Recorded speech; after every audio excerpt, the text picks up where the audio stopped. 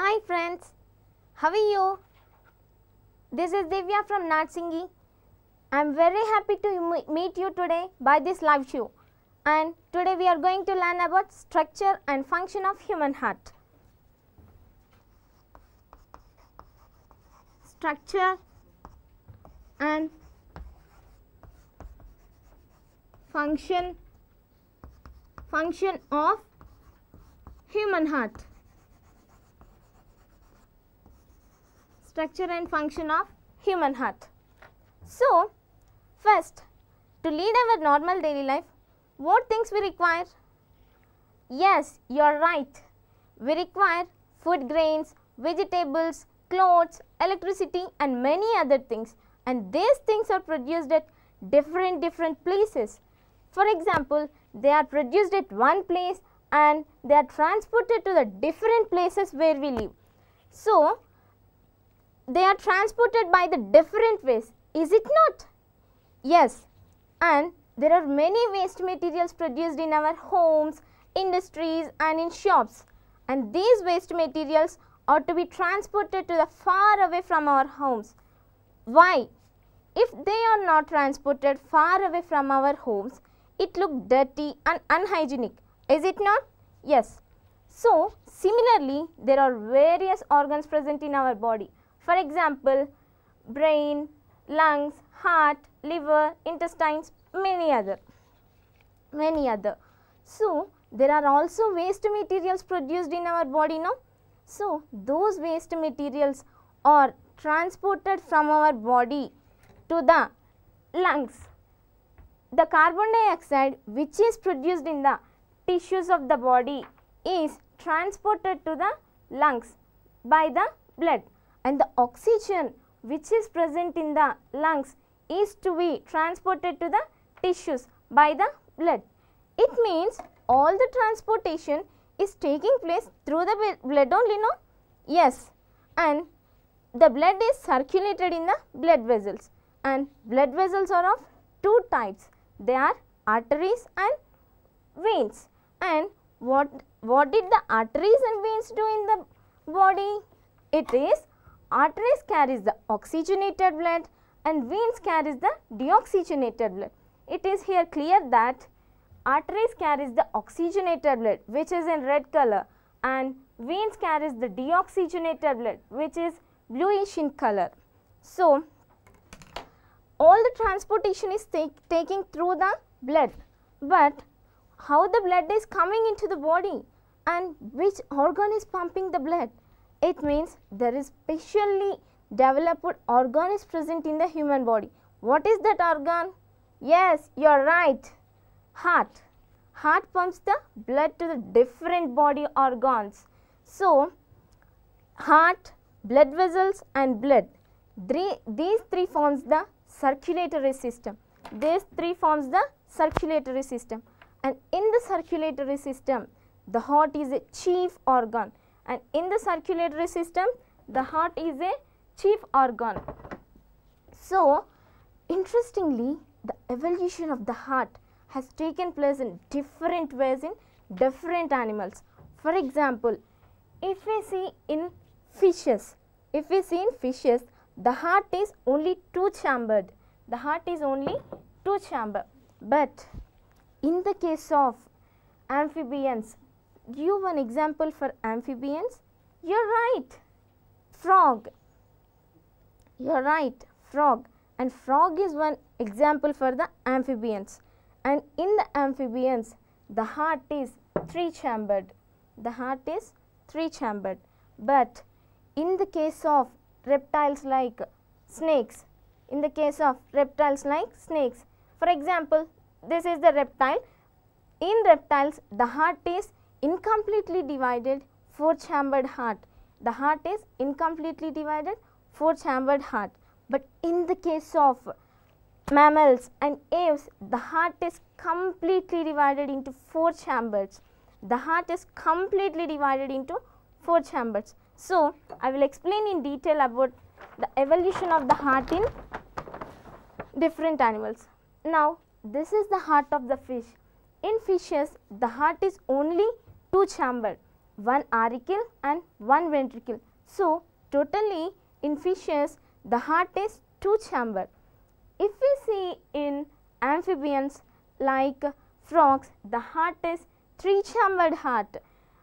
The auricles are two and one ventricle, right auricle, left auricle and ventricle. So, totally in amphibians the heart is three chambered heart. But if we see in reptiles, and give one example for reptile, yes, you are right, lizard. And in lizard the heart is incompletely divided, four chambered heart. The auricles are divided into two, right auricle, left auricle, and the ventricles are incompletely divided, right side and left side. But in the case of mammals and aves, the heart is completely divided into four chambers, two auricles and two ventricles, right auricle, left auricle, right ventricle, left ventricle. So, the evolution of the heart has taken place in different ways in different animals. It has taken place from simple to the complex structures. The evolution of the heart has taken place from simple to the complex structure. So, in mammals, the human heart is a well developed organ. So, we will learn in detail about the structure and function of the human heart. So, first external structure. External structure. External structure of human heart. External structure. If we see the external structure of the human heart, it is made up of a cardiac muscle and it is a hollow organ, and normally the size of the heart of a person is size of his own fist. For example, my fist is this much and my heart will be this much, and your heart will be size of your own fist and your heart will be size of your own fist, and the heart is slightly situated in the left side of the thoracic cavity. This is the thoracic cavity. The heart is slightly situated in the left side of the thoracic cavity. So, if we see the heart externally, it is conical in shape.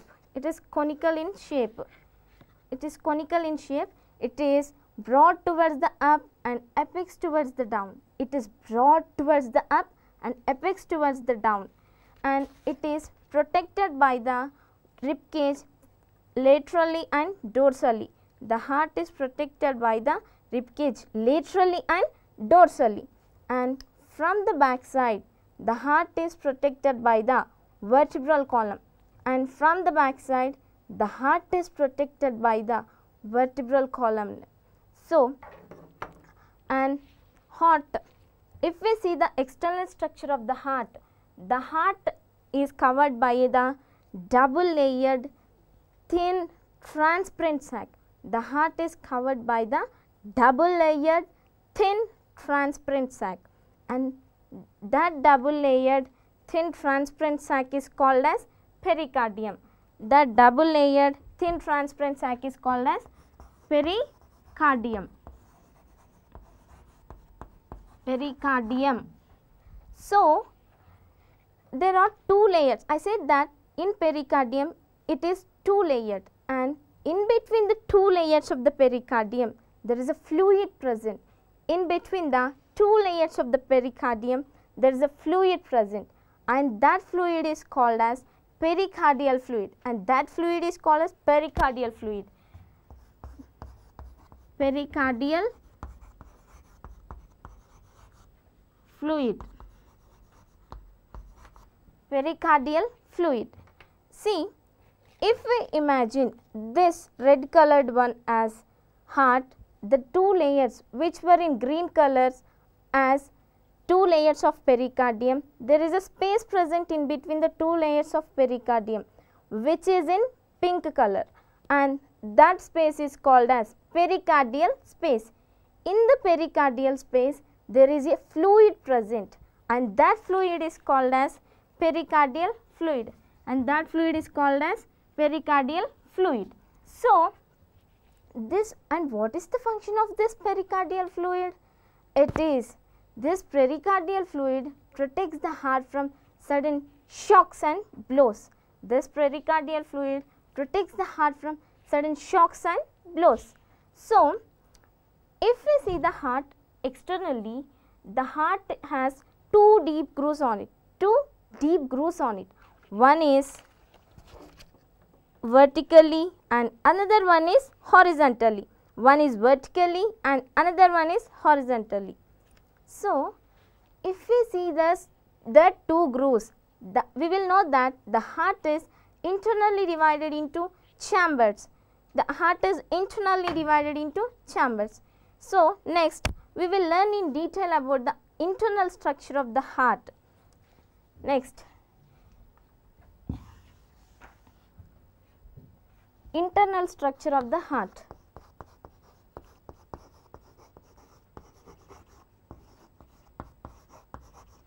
Internal structure. So, we will learn in detail about the internal structure of the heart. If we see the heart internally, the heart is divided into four chambers. These are the four chambers: two auricles and two ventricles, right auricle, left auricle, right ventricle, left ventricle, and these four chambers are divided by the walls. If we see the heart internally, the two auricles are divided by a wall, and that wall is called as interauricular septum. This is the interauricular septum, and this wall divides the right auricle and right ventricle. So, if this interauricular septum divides the right auricle and left auricle. This interauricular septum prevents the mixing of deoxygenated blood in the right auricle and oxygenated blood in the left auricle. And interestingly, when the fetus in the embryonic stage, when a baby is in embryonic stage, this right on the interauricular septum there is a small pore present. There is a small pore present, and that pore is called as foramen ovale. That pore is called as foramen ovale. Foramen ovale. But when the baby was to burn, when the lungs begin to function, this foramen ovale gets closed. This foramen ovale gets closed. So, on the interauricular septum, a small depression is present. After closing the foramen ovale, the small depression is present on the interauricular septum, and this depression is called as fossa ovalis. This depression is called as fossa ovalis. Fossa ovalis. This depression is called as fossa ovalis. If we see the auricles, they are divided into two auricles, right auricle, left auricle, and there is a wall present in between the auricles. That wall is called as interauricular septum, and there is in the embryonic stage there is a pore present. It closes at the time of birth in some cases, but in some cases, in some children, this pore does not get closed. So, it remains like that. So, that is called as patent foramen ovale. See, normally we used to listen that a small baby had died due to the hole in her heart. That is this patent foramen ovale. This patent foramen ovale. So, this is about the auricles, right auricle, left auricle. Next, about the ventricles.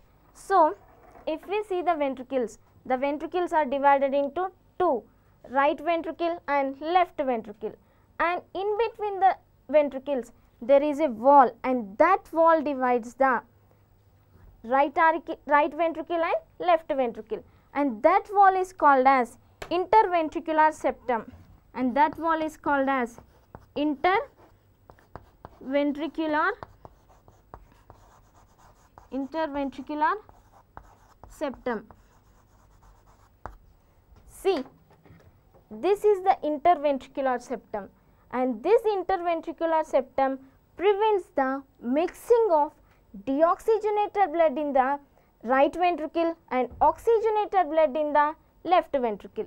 So, there are two ventricles present, one is the right ventricle and the other one is the left ventricle. So, in between the ventricles there is one wall present, and that wall is called as interventricular septum, and interventricular septum prevents the mixing of deoxygenated blood and oxygenated blood. So, this is about the ventricles. And if we see completely, there is another wall present in the heart, and that wall divides the auricles and ventricles, and that wall divides the auricles and ventricles, that is horizontally present, and that horizontal wall is called as auriculoventricular septum.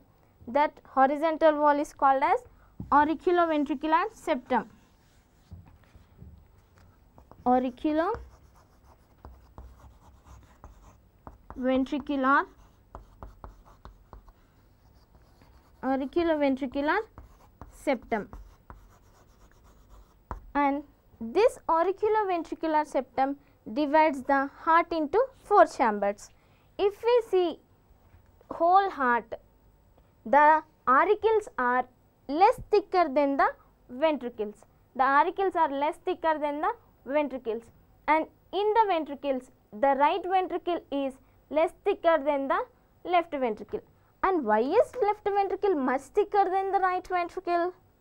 Because the left ventricle has to pump the blood to different organs. It means to large distances. So, the left ventricle is much thicker than the right ventricle. So, if we see in detail about these valves and these arteries, auricles and ventricles, there are four chambered, two auricles and two ventricles. So, next we know that all the blood is pumped to the heart, pumped by the heart. So, and all the deoxygenated blood in the body is comes to the heart, but how it comes to the heart? It means by the blood vessels. And which blood vessels brings blood to the heart? It means there are four blood vessels that brings blood to the heart. They are the systemic aorta, they are the coronary artery, and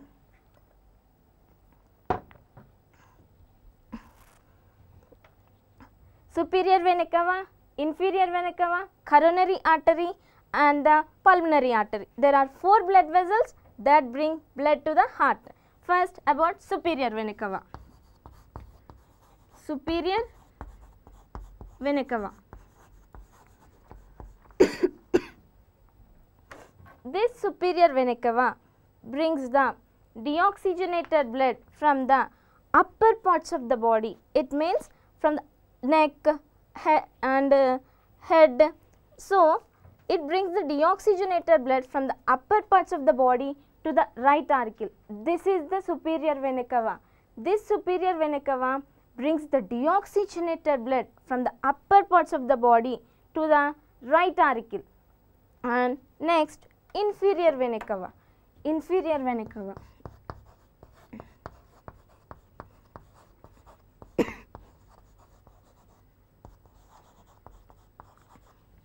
Inferior vena cava. This inferior vena cava brings the deoxygenated blood from the lower parts of the body.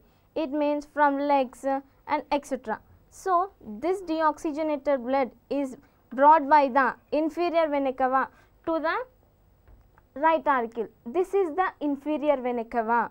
This inferior vena cava brings the deoxygenated blood to the right auricle. So, the deoxygenated blood from the upper parts of the body was carried by the superior vena cava to the right auricle, and the deoxygenated blood from the lower parts of the body was carried by the inferior vena cava to the right auricle. So, these superior vena cava and inferior vena cava together is also called as caval veins. Superior vena cava and the inferior vena cava, both these together is called as caval veins. So, next third one is coronary artery.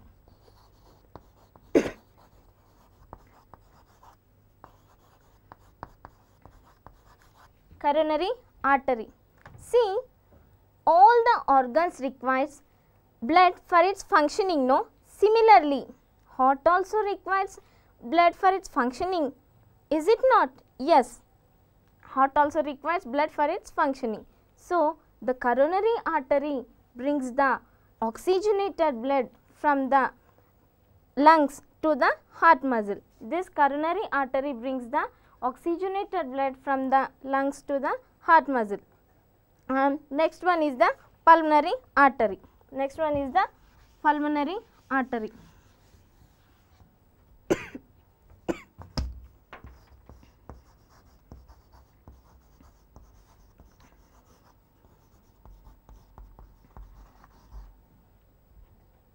Pulmonary artery brings the deoxygenated blood from the right ventricle to the lungs for the oxygenation of blood.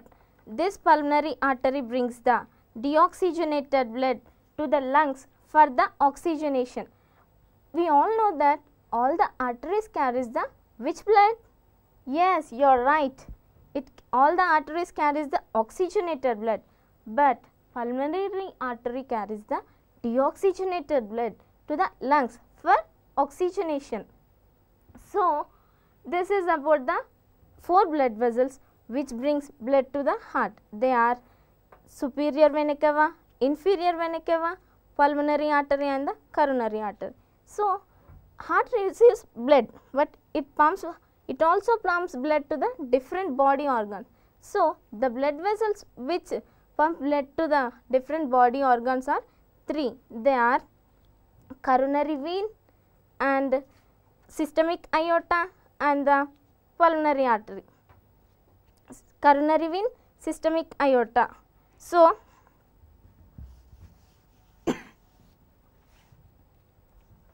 first about systemic aorta.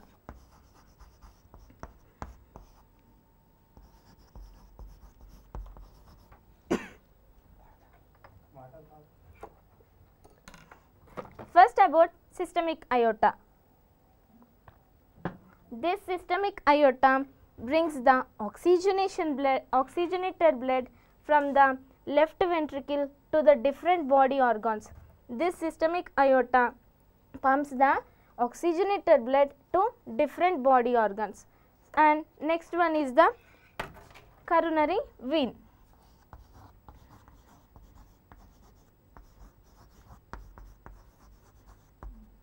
Coronary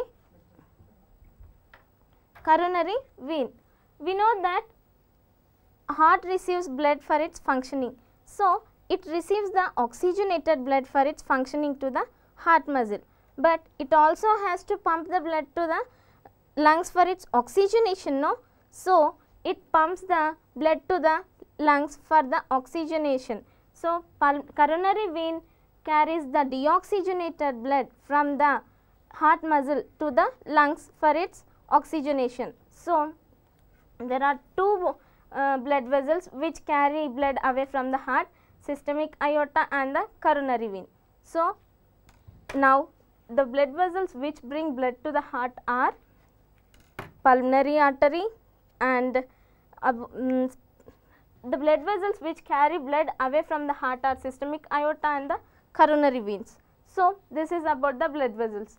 So, next about, see, the deoxygenated blood from the different body organs comes to the right auricle, and from the right auricle it goes to the right ventricle, and from there it is pumped to the lungs for the oxygenation, and from there it receives the blood, the oxygenated blood, it receives the oxygenated, right auricle receives the oxygenated blood, and from the right auricle it enters into the left ventricle. So, now See, did you ever seen a cycle? Yes, in the cycle tube there is a small valve present. And what is the function of valve in the cycle tube? It means the valve which is present in the cycle tube allows the air to enter into the tube, but it does not allow the air to go out. This cycle tube which is present in the cycle tube, this valve which is present in the cycle tube allows the air to enter into it, but it does not allow the air to go out. Similarly, there are the valves present in the heart. So, there are 4 valves present in the heart. One is tricuspid valve, and the second one is bicuspid valve, and third one is the pulmonary valve, and the fourth one is the aortic valve. Now, about the valves. First is the tricuspid valve.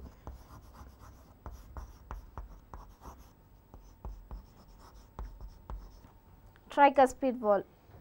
See, we know that the right auricle receives the deoxygenated blood, and from there it enters into the right ventricle, and the tricuspid valve which is present in between the right auricle and right ventricle regulates the flow of blood from the auricle into the ventricle.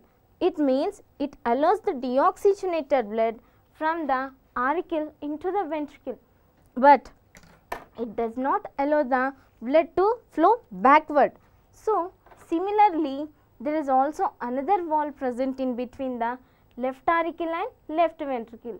That valve is called as bicuspid valve. This is the bicuspid valve. This valve allows the flow of blood from right auricle into the right ventricle, but it does not allow the flow of blood from left ventricle into the left auricle. So, there are 2 valves present in between the right auricle and right ventricle, and left auricle and left ventricle. So, this bicuspid valve is also called as mitral valve. Bicuspid valve is also called as mitral valve. Mitral valve. See, most of us has nicknames, no? Similarly, this bicuspid valve also called as mitral valve, and there is another valve present in the right ventricle. You know that in the right ventricle there is one aorta takes its origin. That aorta is pulmonary aorta, and in the left ventricle there is another aorta takes its origin.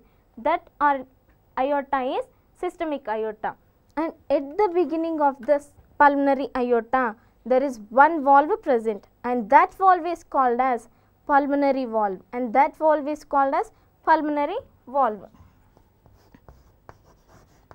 Pulmonary valve. And this pulmonary valve allows the flow of blood from the left ventricle into the pulmonary aorta, and this is the pulmonary valve.